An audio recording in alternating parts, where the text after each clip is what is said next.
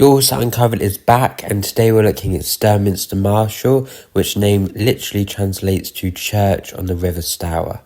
It's got some lovely cottages in it, like the one just seen, which is Holly Cottage, one of the oldest in the village.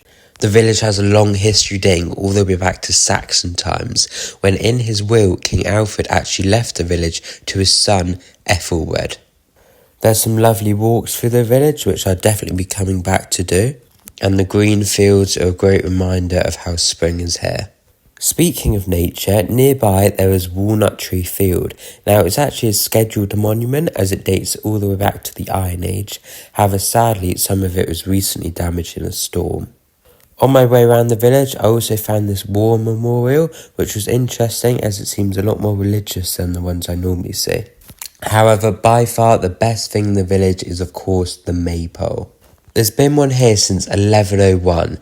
Now, over the years, it's been reconstructed many times, and the one stood here is fairly recent, and it's still used for May Day celebrations today to keep the culture alive. Now, on the top of the maypole is a water rat, which is now seen as the emblem of the village, and the villagers are known as water rats. So if you know anyone from Sturminster Marshall, make sure to call them that. Whether it's this stone or not, I'm unsure, but somewhere in the village there is a stone which shows the depth of the 1980 floods which wrecked Sturminster Marshall. Of course, there's two pubs, such as the Red Lion, which has a great outside area. And then, of course, you've also got the 13th century St Mary's Church. However, it was sadly closed, so I could not go in today.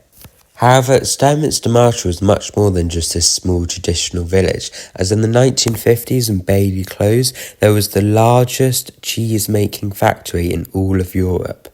And that's a brief summary of the history of Sturminster Marshall. I'll be doing a whole other video on the White Mill at some point, so if you've enjoyed, please follow along.